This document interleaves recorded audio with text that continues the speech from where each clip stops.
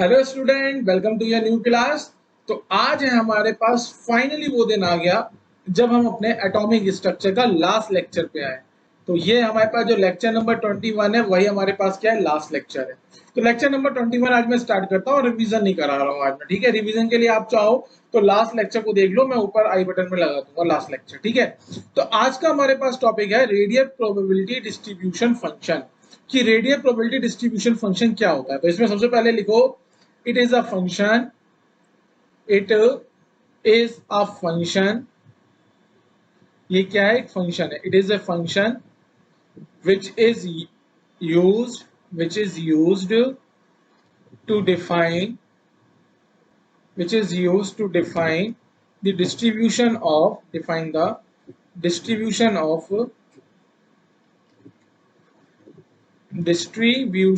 of radial probability.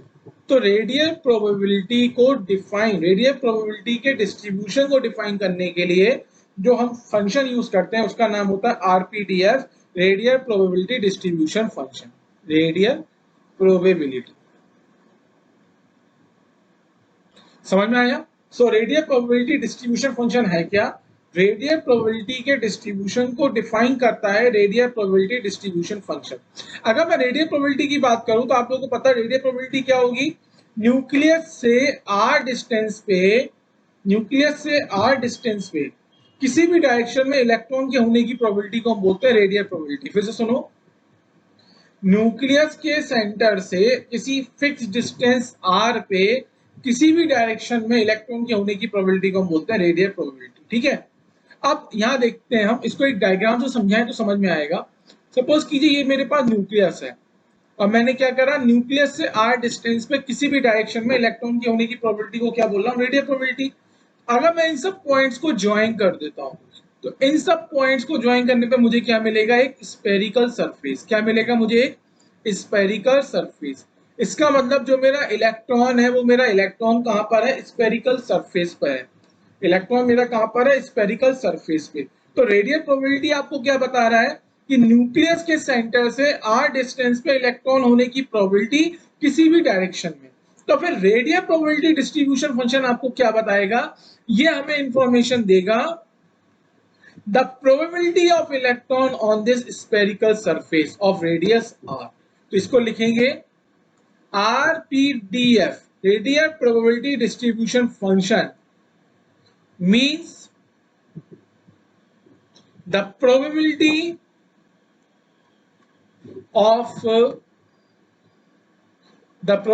of electron on a spherical surface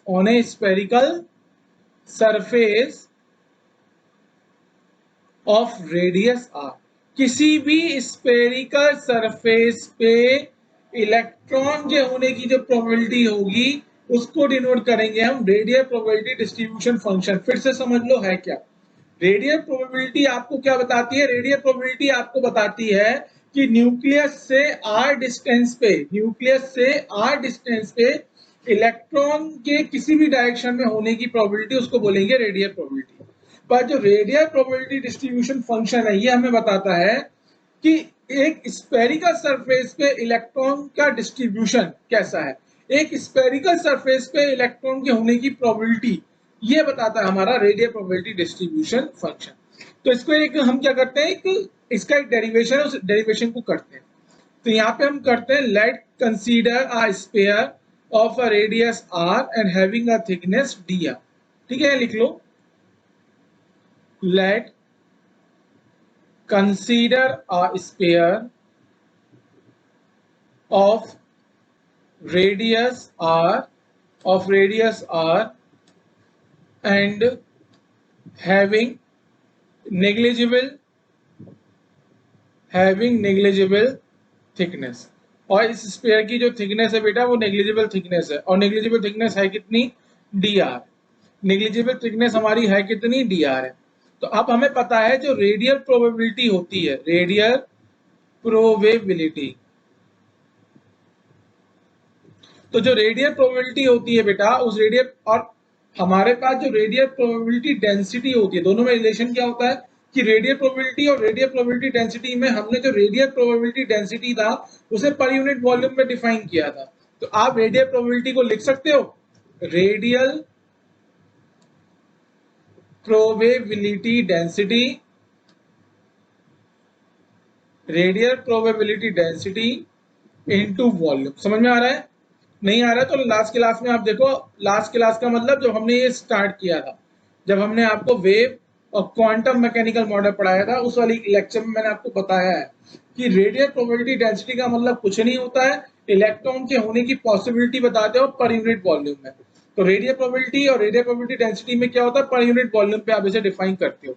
तो जो radial probability होती है, क्योंकि आपने वॉल्यूम बेटा कैसे ले रहे हो, एक स्पेयर ले रहे हो, उस स्पेयर की रेडियस कितनी है, आर है, और उसकी जो थिकनेस है वो डी आर है। तो आप जो तो इसको आप कैसे लिख सकते हो, आप इसको इस फॉर्म में लिख सकते हो। कैसे, देखो बेटा, D P R is equal to R square of R into D V. This is the equation number 1। अगर मैं डीवी की बात करता हूं, डीवी क्या हमारे पास, volume of sphere which is having a spherical volume of sphere which is having a negligible thickness dr। Basically है क्या, यहाँ देखो आप, अगर मैं आपको इसको समझाना चाहूँ, देखो ये देखो एक इसको आप एज ए स्पेयर कंसीडर कर लो। ये क्या है, हमारे पास एक स्पेयर है, सपोज करो, है ना, मेरे पास स्पेयर में कोई बॉल नहीं है, बॉल होती तो आपको बहुत अच्छे से समझ में आता। तो ये ऐसे मान लो ये मेरे पास एक स्पेयर है, तो इस स्पेरिकल सरफेस पे ऊपर इलेक्ट्रॉन होने की जो प्रोबेबिलिटी है, ये कौन बताता है, ये हमारा बताता है रेडियल प्रोबेबिलिटी डिस्ट्रीब्यूशन फंक्शन। अब जो स्पेरिकल सरफेस हम मान के चल रहे हैं, उस स्पेरिकल सरफेस के पास एक थिकनेस भी होगी। अब वो थिकनेस हमने कैसी ली है, नेग्लिजिबल थिकनेस ले ली। अब वो नेग्लिजिबल थिकनेस कितनी है, डी आर है। तो अगर मैं डीबी की बात करूंगा तो डीबी का मतलब हो जाएगा वॉल्यूम ऑफ, इस डीबी को आप, या फिर डीबी का आप डायरेक्ट फॉर्मूला लिख लो। डीबी क्या हो जाएगा, volume outer minus volume inner, volume outer minus volume inner, ऐसे समझ लो बेटा, ठीक है। वॉल्यूम, एक स्पेरिकल सरफेस के अंदर इलेक्ट्रॉन के होने की जो प्रोबेबिलिटी है वो क्या बता रहा है, वो हमें बता रहा है रेडियल प्रोबेबिलिटी डिस्ट्रीब्यूशन फंक्शन। अब हमने क्या बोला, हमारे पास जो स्पेरिकल सरफेस है हमने उसकी थिकनेस भी कंसीडर कर ली। सपोज कीजिए ये है, यहाँ पे दिख रहा है आपको 2 फिंगर, तो ये आउटर हो गया, ये हमारा इनर हो गया। तो अगर हम इस पर्टिकुलर सरफेस की बात करते हैं, इस पर्टिकुलर सरफेस में इलेक्ट्रॉन होने की प्रोबेबिलिटी हो जाएगा, तो इसके लिए हमने वॉल्यूम डिफाइन कर दिया डीवी वॉल्यूम। तो डीवी वॉल्यूम क्या हो जाएगा, आउटर वॉल्यूम। अगर हम आउटर वॉल्यूम, स्पेयर का वॉल्यूम बेटा क्या होता है, वॉल्यूम का जो फॉर्मूला होता है वो क्या होता है, volume is equal to 4/3 pi R cube, ठीक है। अगर आप आउटर वॉल्यूम के लिए बात करोगे तो आउटर वॉल्यूम की अगर हम बात करेंगे तो हमें आउटर रेडियस लेना पड़ेगा। तो आउटर रेडियस कितना हो जाएगा बेटा, R plus D R. Outer radius कितना हो जाएगा, ये आपके पास कितना है, D R, R plus D R का क्यूब। और अगर हम इनर वॉल्यूम की बात करते हैं, किसकी बात करते हैं हम, इनर वॉल्यूम की, तो इनर वॉल्यूम के लिए ये फॉर्मूला हमारे पास क्या हो जाएगा, ये फॉर्मूला हो जाएगा हमारे पास 4/3 पाई आर क्यू, ठीक है। तो नेक्स्ट स्लाइड पे लेके चलते हैं। तो हमें बेसिकली डीवी की वैल्यू निकालना है, D V is equal to outer volume minus inner volume. Outer volume हो गया 4/3 pi R plus D R का cube minus inner volume, inner volume हो जाएगा 4/3 पाई आर क्यूब। तो 4/3 पाई को मैं कॉमन ले लूं, सो 4/3 पाई को मैंने कॉमन लिया, तो ये बचा मेरे पास आर प्लस डी आर का क्यूब, और ये आ जाएगा माइनस आर क्यूब। ब्रैकेट को ओपन कर रहा हूं मैं, और जो पावर 3 है ए प्लस बी का होल क्यूब, इसके फॉर्मूले को ओपन कर रहा हूं मैं। सो 4/3 पाई, ये ओपन करने पे हमारे पास क्या आ जाएगा, ओपन करने पे आ जाएगा ये R cube plus D R cube plus 3r dr square plus 3r square dr। तो बेटा अब यहाँ देखो, ये जो टर्म्स हैं dr वैसी निग्लिजिबल है, तो यहाँ पे dr का क्यूब आ रहा है, dr वैसी निग्लिजिबल है, यहाँ पे dr का स्क्वायर हो रहा है, ठीक है। तो मैं यहाँ पे क्या कर रहा हूँ, इन दोनों टर्म्स को नेग्लेक्ट कर रहा हूँ। इस वाले टर्म्स को भी मैंने क्या करा, नेग्लेक्ट कर दिया, क्योंकि ये बहुत छोटे टर्म्स हैं। इन वाले टर्म को भी मैंने क्या करा, नेग्लेक्ट कर दिया, ठीक है। और माइनस का आर क्यू भी आएगा, ये भी तो आर क्यू है, तो ये भी लिख लो आप यहाँ पे। एक मिनट को, यहाँ पे माइनस आर क्यू रह गया, उसको लिख लेते हैं माइनस आर क्यू। तो आर क्यू से आर क्यू कैंसिल, तो यहाँ से बेटा डीबी की वैल्यू आ गई हमारे पास 4/3 पाई, 4/3 pi into 3r² D R, 3 से 3 भी हो गया कैंसिल, तो ये वैल्यू आ गई हमारे पास 4 pi r² into D are. आपने जो इक्वेशन नंबर 1 बनाई थी उस इक्वेशन नंबर 1 में वैल्यू को पुट कर दो, तो ये आ गया हमारे पास D P R is equal to r² of r into DB की वैल्यू आ जाएगी 4 pi r² into D R. Okay, so dpr over pdr is equal to r² r into 4 pi r², इसी को बोलते हैं बेटा rpdf।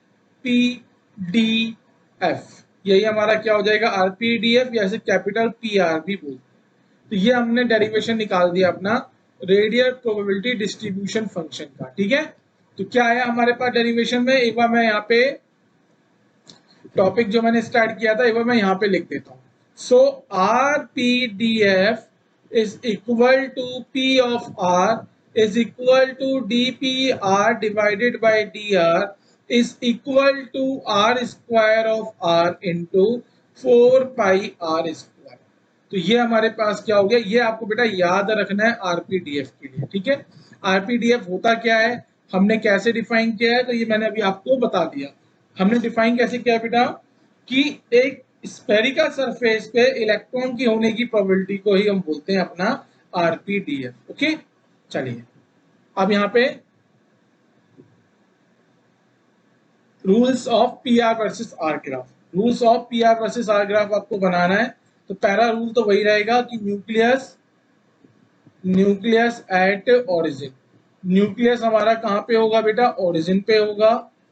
फॉर ऑल ऑर्बिटल्स, हर एक orbitals के लिए, for all orbitals graph start with origin, start with origin. हमारा graph कहाँ से स्टार्ट होगा, हमारा ग्राफ ओरिजिन से स्टार्ट होगा। ठीक है, स्टार्ट होगा। पॉइंट नंबर 3 लिखेंगे, बिकॉज पी आर, और इसको हम बोलते हैं RPDF is equal to r² of r into 4 pi r²। It means आपको यहाँ पे बताना पड़ेगा कि the graph will always positive, graph हमारा कैसा रहेगा, ऑलवेज पॉजिटिव। इट मीन्स आपको ये फर्स्ट कोऑर्डिनेट में क्या करना है, ड्रॉ करना है। ठीक है, इसके बाद इसमें 4 पॉइंट लिखेंगे, व्हेन ग्राफ इंटरसेप्ट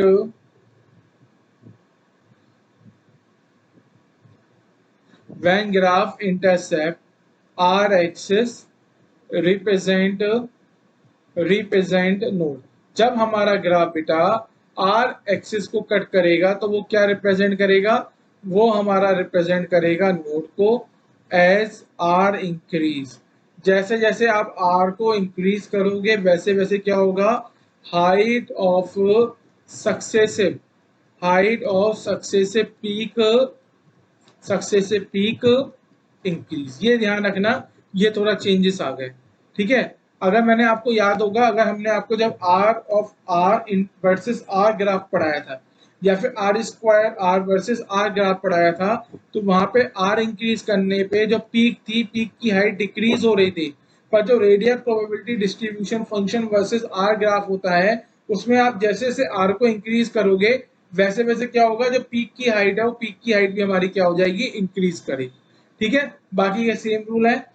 आपको क्या करना है, 5 रूल याद रखने, कौन कौन से, न्यूक्लियस कहाँ पे होगा, ओरिजिन पे होगा। This is the point number 1। Point number 2, हर एक ऑर्बिटल के लिए ग्राफ कहाँ से स्टार्ट होगा, ओरिजिन से स्टार्ट होगा। क्यों होगा, इसका एक रीजन भी देखो, क्योंकि यहाँ पे क्या आ रहा है बेटा, मल्टीपल ऑफ 4 पाई r² आ रहा है। अगर r की वैल्यू 0 होगी तो पी आर की वैल्यू भी क्या हो जाएगी, 0। इसलिए हर एक ऑर्बिटल के लिए ग्राफ हम कहाँ से स्टार्ट कर रहे हैं, ओरिजिन से स्टार्ट कर रहे हैं।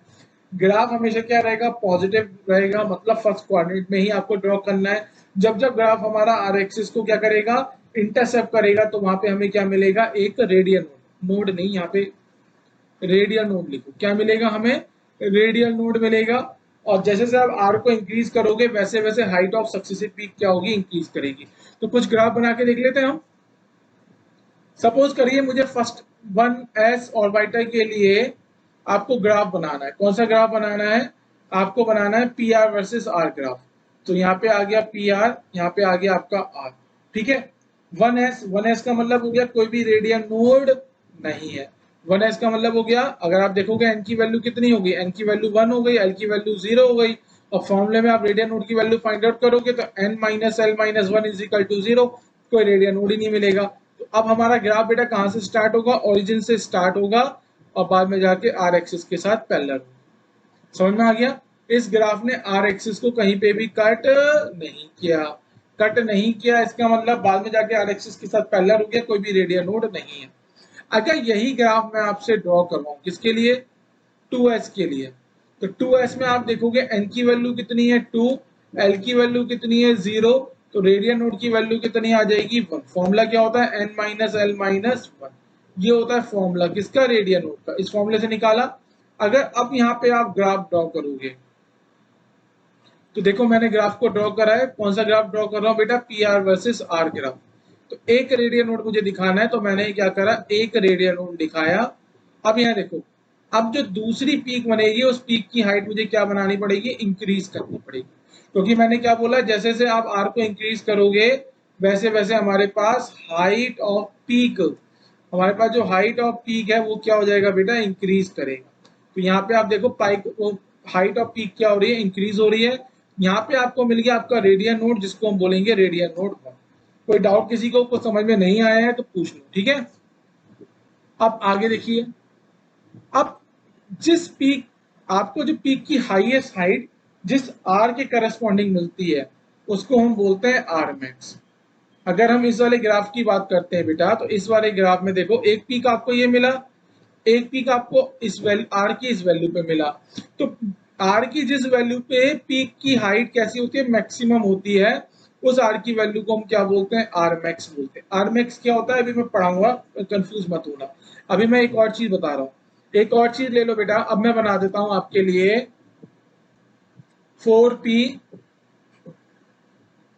5d और 6f। इसके लिए आपको ग्राफ बनाना है, कौन सा ग्राफ बनाना है, P R versus R graph. इसके लिए आपको ग्राफ बनाना है P R versus R graph. कैसे बनाओगे, देखो सबसे पहले आप क्या करोगे, अपने कोऑर्डिनेट सिस्टम बना दो, ठीक है। दिस इज आर और यहाँ पे क्या आ जाएगा हमारा पी आर। अगर रेडियल नोड की बात करेंगे बेटा तो सब में रेडियल नोड कितने आएंगे, सब में रेडियल नोड आएंगे आपके 4 माइनस 1 3 माइनस 1 2। सब में रेडियल नोड बेटा कितने आएंगे, 2 रेडियल नोड आएंगे। तो 2 रेडियल नोड आप कैसे बनाओगे, देखो देखो ये आ गया आपके पास पहला रेडियल नोड, फिर आ गया आपके पास दूसरा रेडियल नोड, और उसके बाद ग्राफ क्या हो जाएगा बेटा, ग्राफ हमारा पैरेलल टू आर एक्सिस। यहाँ पे आप देख सकते हो this is the radial node 1, this is the radial node 2, और बाद में ग्राफ हमारा क्या है, आर एक्सिस के साथ पैरेलल हो गया, ठीक है। फिर हमने क्या बोला बेटा, अभी क्या बोला है, जिस आर की जिस वैल्यू के करस्पॉन्डिंग हाईएस्ट पीक की वैल्यू होती है, या फिर आप बोल सकते हो हाईएस्ट पीक के करस्पॉन्डिंग जो आर की वैल्यू होती है। तो यहाँ देखो आपको 3 पीक मिले, peak number 1, this is the peak number 2 and this is the peak number 3। तो 1 2 3 में हमें साफ साफ दिख रहा है थर्ड वाला जो पीक है वो हमारा हाईएस्ट है। तो हाईएस्ट पीक के करस्पॉन्डिंग जो भी आर की वैल्यू होती है उसी को हम बोलते हैं आर मैक्स। उसी को हम क्या बोलते हैं, आर मैक्स। आर मैक्स क्या होता है अभी मैं पढ़ाऊंगा, परेशान मत होना, ठीक है, कंफ्यूज मत होना। अब पहले एक क्वेश्चन सॉल्व करो, मैंने एक क्वेश्चन दिया है, अच्छा क्वेश्चन है। आपको कॉलम 1 और कॉलम 2 गिवन है, तो ये आपके पास है, दिस इज द कॉलम 1, और अगर मैं इसकी बात करता हूं तो ये मेरे पास है कॉलम 2। कॉलम 1 आपको कॉलम 2 गिवन है। The column 1 and column 2 contain data of the Schrodinger wave mechanical model where symbol have their user meaning match the column, ठीक है बेटा। सबसे पहले देखो ये वाला कर्व किसके बीच में, शाई के बीच में, और ये वाला जो कर्व है ये किसके बीच में, ये शाई स्क्वायर 4 पाई आर स्क्वायर के कर्व में। इसका मतलब ये आपको क्या गिवन है, आरपीडीएफ गिवन है। क्या गिवन है, आरपीडीएफ। ये आपको क्या गिवन है बेटा, शाई। इसका मतलब यहाँ पे आर ऑफ आर वाले रूल लगेंगे, और यहाँ पे आरपीडीएफ वाले रूल लगेंगे। तो शाई वाले आर ऑफ आर वाले ग्राफ मैं आपको क्या बताया था, एस ऑर्बिटल के लिए शुरू होगा मैक्सिमम वैल्यू से, बाकी के पीडीएफ के लिए शुरू होगा हमारा मिनिमम वैल्यू मतलब ओरिजिन से। तो आप यहाँ देखो जो ये ग्राफ शुरू हो रहा है, ये ग्राफ कहाँ से शुरू हो रहा है, मैक्सिमम वैल्यू के से शुरू हो रहा है। इसका मतलब ये जो ग्राफ होगा किसके लिए होगा बेटा, एस ऑर्बिटल के लिए। किसके लिए होगा, एस ऑर्बिटल के लिए। अब यहाँ पे देखो कॉलम 2 में देखो आपके पास दो एस ऑर्बिटल है, कौन कौन से, एक 3s है और एक हमारे पास 4s है। अब हम कैसे निकालेंगे, अब हमें निकालना पड़ेगा इस ग्राफ ने आर एक्सिस को कितनी बार कट करा है, इंटरसेक्ट करा पॉइंट 1 बार, 2 बार और 3 टाइम, 3 बार बेटा इंटरसेप्ट करा है। इसका मतलब जो रेडियल नोड है वो रेडियल नोड कितने होंगे, 3 होंगे। अगर हम 4s की बात करेंगे तो 4s में रेडियल नोड कितने हैं, 3। और अगर हम 3s की बात करेंगे तो 3s के अंदर जो रेडियल नोड है वो कितने हैं बेटा, 2। इसका मतलब ए का आंसर क्या होगा, ए का आंसर होगा पी। ए का आंसर क्या होगा, पी। क्यू और एस नहीं हो सकते क्योंकि क्यू के अंदर क्या है बेटा, पी ऑर्बिटल, एस के अंदर डी ऑर्बिटल है। इसका मतलब क्यू और एस तो हो नहीं सकते। ग्राफ देख के हमें आइडिया लग गया एस ऑर्बिटल की बात चल रही है। अब हमने देखा ग्राफ ने हमारे आर एक्सिस को कितनी बार कट किया, 3 बार कट किया, 3 रेडियल नोड मिलेंगे। तो 4s में 3 रेडियल नोड होते हैं और 3s में 2 रेडियल नोड होते हैं। तो आंसर क्या हो जाएगा इसका, पी। अब ये देखो, अब ये वाला जो कर्व है ये आपका आर वर्सेस आरपीडीएफ है, ठीक है। अब ये आपका एसपीडीएफ कुछ भी हो सकता है क्योंकि हमने आरपीडीएफ मतलब पीआर वर्सेस आर ग्राफ, इसको आप पीआर भी बोलते हो।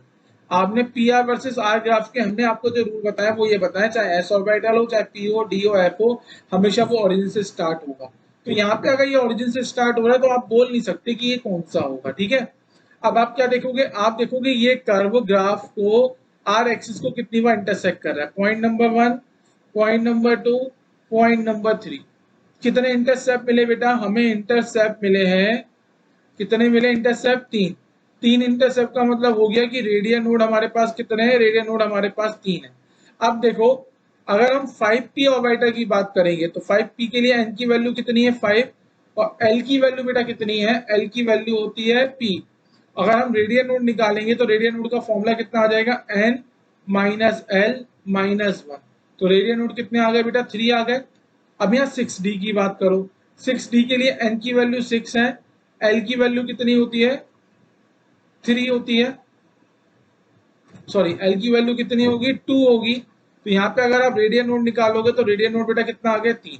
तो इस वाले ग्राफ को देख के हमें एक आइडिया लग गया, क्या आइडिया लगा कि ये जो है हमारे पास कॉलम 1 में जो बी है, ये इसके लिए जो पॉसिबल आंसर है वो क्या हो सकते हैं, पी भी हो सकता है, मतलब ये वाला भी हो सकता है, क्यू भी हो सकता है और साथ में एस भी हो सकता है। कैसे हुआ बता दिया मैंने, ग्राफ देख के आपको आइडिया लग गया आरपीडीएफ का ग्राफ है, इसका मतलब एसपीडीएफ कुछ भी हो सकता है। पर रेडियल नोड हमने चेक करे तो रेडियल नोड कितने आ रहे हैं, 3। हमारे पास जो गिवन ऑप्शन है उन गिवन ऑप्शन में यही ऑप्शन ऐसे हैं, ये वाले ऑप्शन ऐसे हैं जिनमें कितने नोड आ रहे हैं, 3 नोड आ रहे हैं, 1, 2 और 3। कौन कौन से ऑप्शन है बेटा, ऑप्शन हो गया पी, ऑप्शन हो गया क्यू और ऑप्शन हो गया हमारे पास, ऑप्शन कौन सा हो गया हमारे पास, एस, ठीक है। अब देखो तीसरा, थर्ड में कह रहा है psi theta phi is equal to K independent of theta and phi. इसका मतलब जो शाई होता है बेटा, शाई के अंदर दो पार्ट होते हैं, एक रेडियल पार्ट होता है और एक एंगुलर पार्ट होता है। अब ये कह रहा है जो एंगुलर पार्ट है वो एंगुलर पार्ट क्या है बेटा, कांस्टेंट। एंगुलर पार्ट क्या है, एक कांस्टेंट। मतलब जो हमारा वेव फंक्शन है वो एंगुलर पार्ट पे डिपेंड नहीं कर रहा है, वो टोटल किस पे डिपेंड कर रहा है, रेडियल पार्ट पे ही डिपेंड कर रहा है। इसका मतलब हमें पता है जो हमारे एस ऑर्बिटल होते हैं उन एस ऑर्बिटल के अंदर एंगुलर पार्ट जो होता है वेव फंक्शन का वो क्या होता है बेटा, अपसेंट। अपसेंट होता है, आप बोल सकते हो एंगुलर पार्ट कैसा होगा, कांस्टेंट। एंगुलर पार्ट के ऊपर वेव फंक्शन डिपेंड नहीं करता है एस ऑर्बिटल के लिए। तो जितने भी एस ऑर्बिटल है वही इसका क्या हो जाएगा, आंसर। तो इसका आंसर बेटा क्या आ जाएगा, 4s भी इसका आंसर हो जाएगा और साथ में 3s भी इसका आंसर हो जाएगा। समझ में आया, 4s और 3s इसके आंसर क्यों होंगे, क्योंकि 4s और 3s में s ऑर्बिटल है, s ऑर्बिटल है मतलब एंगुलर पार्ट नहीं होगा, एंगुलर पार्ट नहीं होगा मतलब वेव फंक्शन जो है वो एंगुलर पार्ट पे डिपेंड नहीं करेगा। तो ऑप्शन नंबर सी में भी वो यही कह रहा है कि जो वेव फंक्शन है वो एंगुलर पार्ट पे डिपेंड नहीं कर रहा है, वो क्या हो रहा है, थीटा फाई के रेस्पेक्ट में कांस्टेंट बन रहा है। अब देखो लास्ट क्वेश्चन में कह रहा है एटलीस्ट वन एंगुलर नोड। अगर आप एंगुलर नोड की बात करते हो, है ना, कलर चेंज कर देते हैं, अगर हम एंगुलर नोड की बात करते हैं बेटा, तो एंगुलर नोड की वैल्यू क्या होती है, एल होती है। ठीक है, ये कह रहा है एटलीस्ट एक एंगुलर नोड हो। अब यहाँ देखो 4s के लिए एल की वैल्यू कितनी होगी, 0। अभी आपने यहाँ देखा 5p के लिए एल की वैल्यू कितनी है, 1। 3s के लिए एल की वैल्यू कितनी है, 0। और 6d के लिए एल की वैल्यू कितनी है, 2।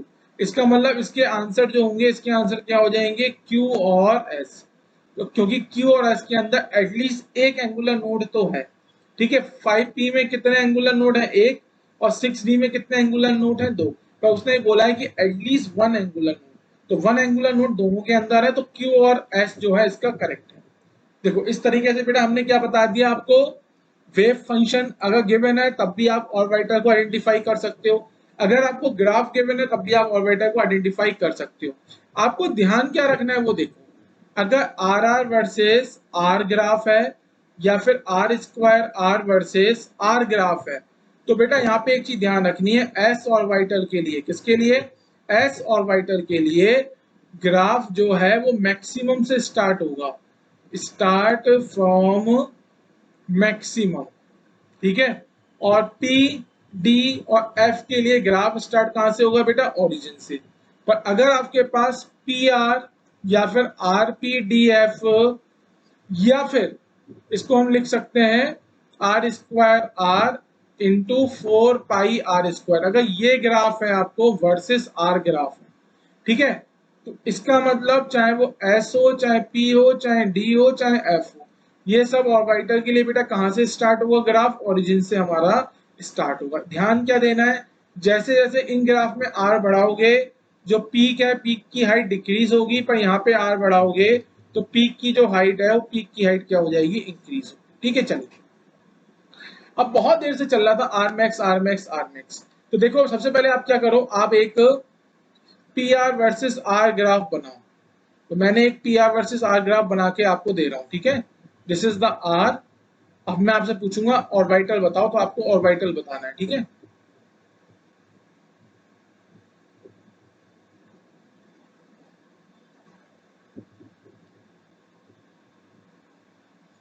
तो यहाँ पे बेटा वाई एक्सिस को हम क्या लिख सकते हैं, पी आर भी लिखा हुआ आ सकता है, या फिर आर पी डी एफ ये भी लिखा आ सकता है, या फिर R square R into 4 pi R square ये भी लिखा आ सकता है, इन सबका मीनिंग सेम है।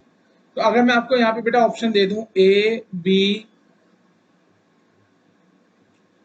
बी और सी, अगर मैं यहाँ पे आपको क्या दे दूं, आपको मैं यहाँ पे ऑप्शन दे दूं ए बी सी, ठीक है, इन ऑप्शन में मैंने पहला ऑप्शन दे दिया आपको 1s 2s और 3s।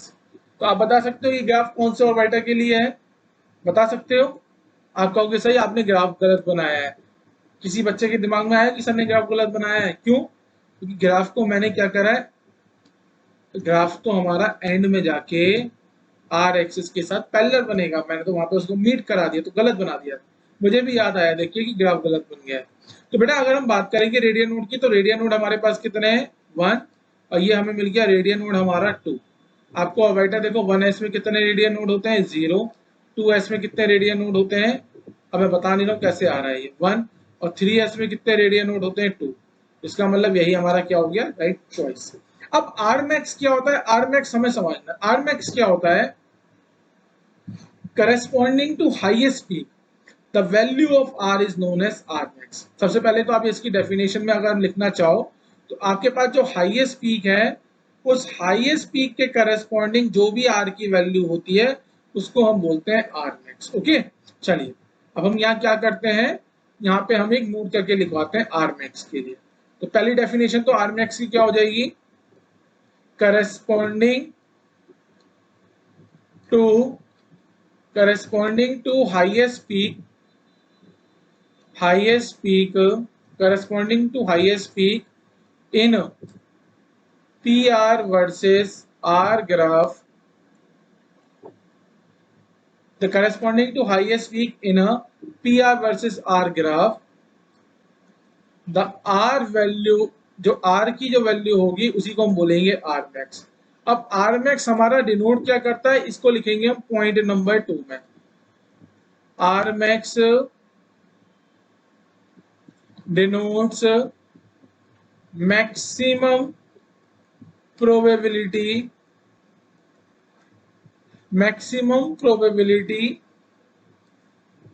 of electron at a distance of r, at a distance of r। तो किसी भी r डिस्टेंस पे इलेक्ट्रॉन के होने की जो मैक्सिमम प्रोबेबिलिटी है उसको दिखाता है r max। अगर बेटा आपको r max निकालना है तो आप क्या करोगे, आपके पास जो भी pr की वैल्यू है उसको r के रेस्पेक्ट में डिफरेंशिएट करो, इक्वल टू 0 करो। इस इक्वेशन को सॉल्व करने पे जो भी r की वैल्यू आएगी वही r की वैल्यू हमारी क्या होगी, मैक्स। तो ये तो कॉन्सेप्ट मैक्सिमम मिनिमम वाला है, मैक्सिमम मिनिमम वाला है। हम क्या कह रहे हैं, हमारे पास जो पी आर आता है बेटा, पी आर की वैल्यू क्या होती है, R square of R into 4 pi R square. हम कह रहे हैं बताओ पी आर बेसिकली क्या प्रोबेबिलिटी है, हम कह रहे हैं ये प्रोबेबिलिटी मैक्सिमम कब होगी, तो हमने इस प्रोबेबिलिटी को आर के रेस्पेक्ट में डिफरेंशिएट करके इक्वल टू 0 कर दिया, और इक्वल टू 0 करने के बाद जो भी आर की वैल्यू आपको मिलेगी वही आर की वैल्यू हमारे पास क्या हो जाएगा, मैक्सिमम। या फिर आप बोल सकते हो large value of R, R की जो लार्ज वैल्यू मिलेगी। सपोज करो इस इक्वेशन को सॉल्व करने पे आर की आपको 3 वैल्यू मिल रही है, एक्स वाई जेड। तो इन तीनों में से जो लार्जेस्ट वैल्यू होगी उसी को हम बोलेंगे अपना आर मैक्स। तो आर मैक्स समझ में आया आपको, आर मैक्स का मतलब क्या है, R max denotes maximum probability of electron at a distance of R, कि आर डिस्टेंस पे इलेक्ट्रॉन की जो मैक्सिमम प्रोबेबिलिटी होगी उसको हम बोलेंगे R max.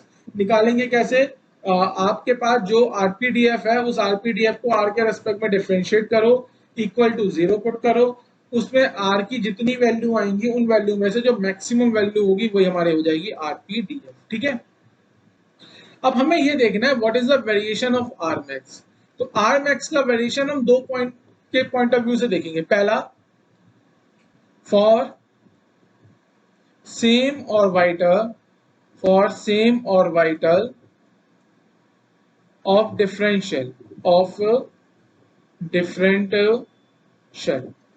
for same orbital of differential। तो क्या होगा बेटा, सेम ऑर्बिटल का मतलब आपने ऑर्बिटल का जो टाइप है वो फिक्स कर दिया। अगर s ऑर्बिटल है तो 1s 2s 3s, different shell की बात कर रहे हैं। अगर आप p ऑर्बिटल ले रहे हो तो 2p 3p 4p, अगर आप d ऑर्बिटल ले रहे हो तो 3d 4d 5d। मतलब फॉर द सेम ऑर्बिटल का मतलब है आपने जो एजीमुथर क्वांटम नंबर है उस एजीमुथर क्वांटम नंबर को कांस्टेंट कर दिया, और आप ले क्या रहे हो बेटा, डिफरेंशियल ले रहे हो। डिफरेंशियल का मतलब n की वैल्यू क्या है हमारे पास, n की वैल्यू क्या होंगी बेटा, n की वैल्यू डिफर होंगी, n की वैल्यू क्या होंगी हमारी, डिफर होंगी। अब क्या होगा, जैसे जैसे n की वैल्यू बढ़ेगी वैसे वैसे आर मैक्स की वैल्यू भी क्या होगी, बढ़ेगी। सपोज कीजिए मैंने आपको दे दिया 1s 2s 3s 4s, इन ऑर्बिटल में आपको बताना है आर मैक्स की वैल्यू किसके लिए मैक्सिमम होगी। तो आपने देखा 1s के लिए एल की वैल्यू 0, 2s के लिए एल की वैल्यू 0, 3s के लिए भी एल की वैल्यू 0 और 4s के लिए भी एल की वैल्यू 0। मतलब आपने एल की वैल्यू को कांस्टेंट कर दिया इन चारों ऑर्बिटल के लिए। तो यहाँ पे आप देखोगे n की वैल्यू 1, n की वैल्यू 2, n की वैल्यू 3, n की value 4।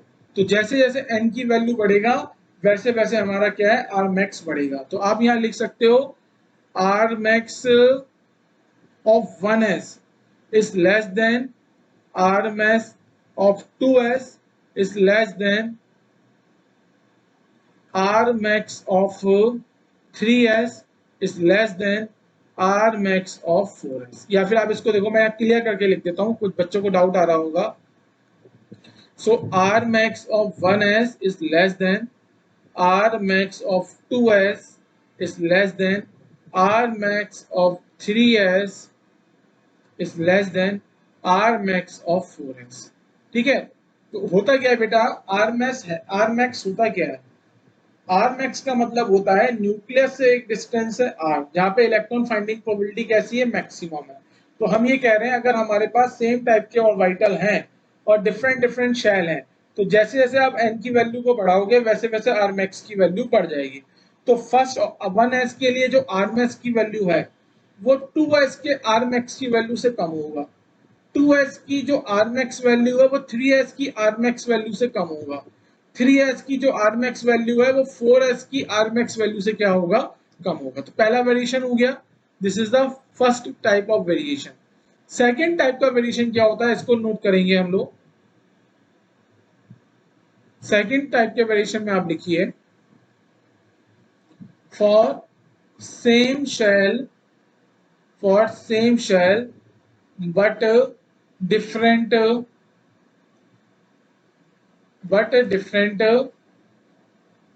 same shell but different orbital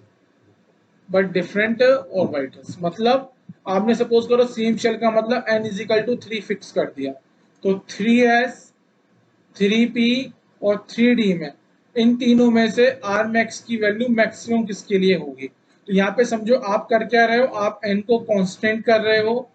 आप क्या कर रहे हो बेटा, l हमारे पास क्या है, l हमारे पास वेरिएबल है, n को हमने क्या करा, कांस्टेंट करा, l हमारे लिए क्या हो गया बेटा, वेरिएबल होगा। तो इसका कॉन्सेप्ट क्या है, जैसे जैसे l की वैल्यू बढ़ेगी वैसे वैसे r max की वैल्यू डिक्रीज होगी।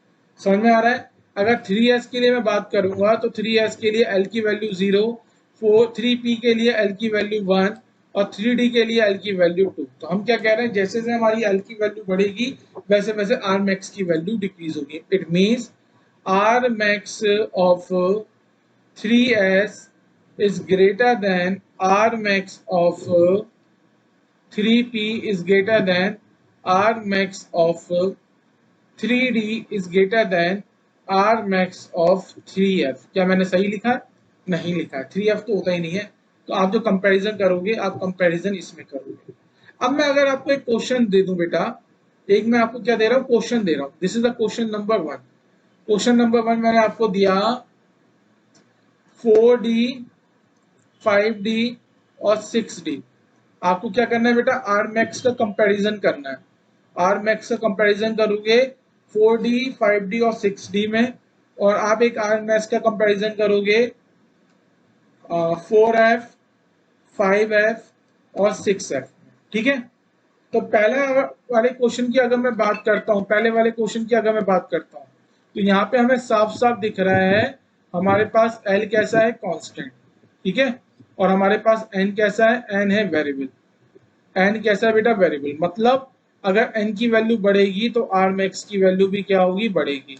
तो आप यहाँ लिख सकते हो R max of 6D is greater than R max of 5D is greater than R max of 4D।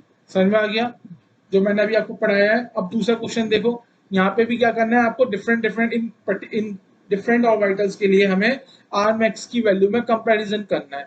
तो आप यहाँ देख सकते हो यहाँ हो क्या रहा है, आप यहाँ देखो यहाँ हो क्या रहा है। तो यहाँ पे भी हमने क्या करना है, हमें साफ साफ दिख रहा है, क्या दिख रहा है, हमने L की वैल्यू को कांस्टेंट करा है सबके लिए। क्या है देखो, F कौन सा ऑर्बिटल है बेटा, F ऑर्बिटल है। F ऑर्बिटल का मतलब L की वैल्यू क्या हो गई, मेरी कांस्टेंट हो गई, और N की वैल्यू क्या है बेटा, वेरिएबल। इसका मतलब हम इसे क्या लिख सकते हैं, हम इसको लिख सकते हैं जैसे जैसे N बढ़ेगा वैसे वैसे हमारा R max भी बढ़ेगा। इसका मतलब R max of 6f is greater than R max of 5f is greater than R max of 4f। ठीक है। चलिए अब मैं अगर एक और क्वेश्चन बनाऊं, एक और क्वेश्चन बनाता हूं मैं आपको। ठीक है। क्वेश्चन क्या है, आपको compare R max of following orbitals. Following orbitals के लिए आपको क्या करना है बेटा, आर मैक्स की वैल्यू को कंपैरिजन करना है। ऑर्बिटल क्या है आपके पास, 5s 5p 5d और 5f। ठीक है। अब आप यहाँ देख सकते हो जो n है वो हमारा n क्या है बेटा, कांस्टेंट, और जो हमारा l है वो l हमारे पास कैसा है, वेरिएबल। इट मींस इसका क्या मतलब है, इसका मतलब है n हो गया कांस्टेंट, l हो गया वेरिएबल। मतलब अब जैसे जैसे L की वैल्यू बढ़ेगी वैसे वैसे R max की वैल्यू डिक्रीज होगी। हम सबको पता है S के लिए L की वैल्यू 0 होती है, P के लिए L की वैल्यू 1, D के लिए L की वैल्यू 2 और F के लिए L की वैल्यू 3। इट मींस आप यहाँ लिख सकते हो R max of 5s is greater than R max of 5p is greater than R max of 5d is greater than R max of 5f। Clear हो गया। अब इतनी देर से आर मैक्स चल रहा है, ये आर मैक्स है क्या, आर मैक्स है corresponding to highest peak the value of R is known as R max, या फिर आप बोल सकते हो corresponding to the highest peak the distance of the highest peak from the nucleus is known as R max. R max बताता क्या है? R max बताता है at a distance of R पे इलेक्ट्रॉन होने की maximum probability, that is R max. तो बेटा अब आते हैं हम अपने डी एंड वाले पार्ट पे, एटॉमिक स्ट्रक्चर का आज होता है डी एंड। टोटल मैंने इसके अंदर जो लेक्चर लिए हैं वो लेक्चर लिए हैं 21, स्केड्यूल थे हमारे 18, पर मैंने 3 एक्स्ट्रा लेक्चर लेके इसको आज फिनिश कर दिया। तो अब आपका आज एटॉमिक स्ट्रक्चर वाला पार्ट जो है, एटॉमिक स्ट्रक्चर वाला पार्ट आपका अब कंप्लीट हो चुका है। ऐसा कोई भी टॉपिक नहीं है जो आपका एटॉमिक स्ट्रक्चर में मैंने कवर नहीं किया। अब आपका काम क्या है? अब आप PYQ लगाओ नीट के, IIT के, और प्रीवियस ईयर बोर्ड सॉल्व करना चाहते हो, बोर्ड के क्वेश्चन पेपर भी सॉल्व कर सकते हो, ठीक है। अब मैं आपको अगर कभी भी अगर मैं इसमें ऐड करूंगा तो मैं इसमें PYQ ऐड और मोर ऐड करना चाहूंगा, ठीक है। अब मैं आप बच्चों से एक चीज पूछना चाहता हूँ, वो चीज क्या है, मेरा ध्यान से सुनना। अगर आप लोग चाहते हो कि मैं लाइव स्ट्रीम करके आपको इस एटॉमिक स्ट्रक्चर के प्रीवियस ईयर क्वेश्चन सॉल्व कराऊं, तो उसमें क्या होगा, आपके कॉन्सेप्ट का रिवीजन भी हो जाएगा और आपको पता चल जाएगा कि PYQ क्वेश्चन कैसे आते हैं और इस टॉपिक पे, और हमें इन्हें कैसे सॉल्व करना है। तो आप मुझे कमेंट सेक्शन में अगर यस लिख के भेजोगे तो मैं लाइव स्ट्रीमिंग करूंगा, जिसमें मैं एटॉमिक स्ट्रक्चर के अभी तक लास्ट 30 इयर्स में नीट में कितने क्वेश्चंस आए उनका एक सेपरेट एक बार स्ट्रीमिंग कर लेंगे हम। लास्ट 30 इयर्स में जेई मेंस और एडवांस में कितने क्वेश्चन आए उनका हम एक सेपरेट स्ट्रीमिंग कर लेंगे। तो अगर आप लोग मुझे पॉजिटिव कमेंट में लिख के दोगे यस तो मैं करूंगा, नहीं दोगे यस तो मैं इसको यहीं पे रोक दूंगा। तो अब इतना पढ़ने के बाद ऐसा कोई भी क्वेश्चन नहीं होगा एटॉमिक स्ट्रक्चर का जो आप बेटा सॉल्व नहीं कर पाओ। तो इसी के साथ हम क्या करते हैं, एटॉमिक स्ट्रक्चर को बोलते हैं नमस्ते। बहुत परेशान किया एटॉमिक स्ट्रक्चर जी आपने, पर अब हमारा एटॉमिक स्ट्रक्चर कंप्लीट हो चुका है। तो हमेशा की तरह बेटा अब आते हैं हम चीज पे कि नेक्स्ट अब हम आपको क्या पढ़ाने वाले हैं, ठीक है। तो नोट पे आ जाओ, कोई लेक्चर, कोई मेरे पास ये है ब्लैंक शीट। अब हम देखते हैं नेक्स्ट कोर्स।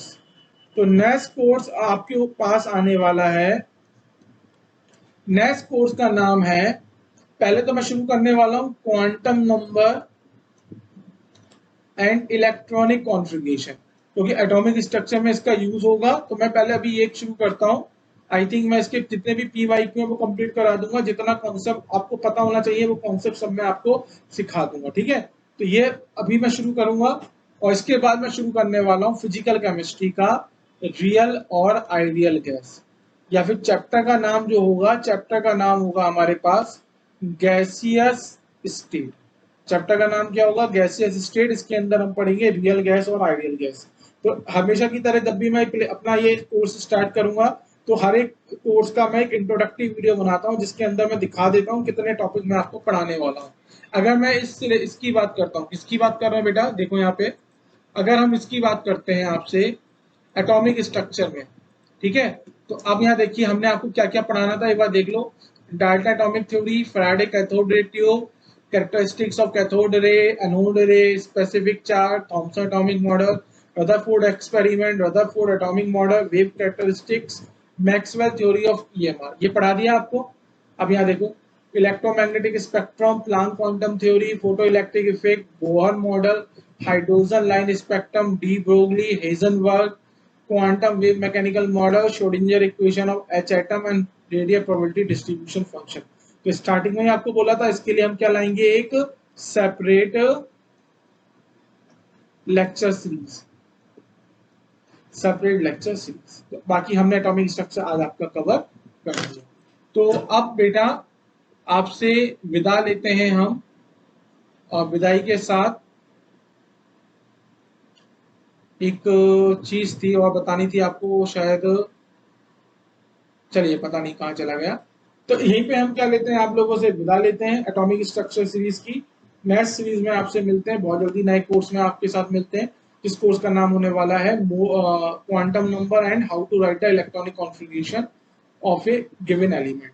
और साथ में उसके बाद हम शुरू कर देंगे गैसियस स्टेट, जिसके अंदर हम पढ़ेंगे रियल गैस और आइडियल गैस को। तो जिन बच्चों को ये अच्छा लग रहा है, इस तरीके का detail syllabus, detail course structure आपको अच्छा लग रहा है, तो प्लीज इन वीडियो को लाइक करो, शेयर करो, मेरे चैनल को सब्सक्राइब करो। सब्सक्राइब नहीं भी कर रहे हो कोई बात नहीं, पर आप देखो इनको, और एटलीस्ट उन बच्चों को जरूर बताओ जिन बच्चों को इनकी जरूरत है, जो बच्चे डिटेल स्टडी करना चाहते हैं। ठीक है, चलिए तब तक के लिए टाटा बाय बाय, जय हिंद, बाय बच्चों।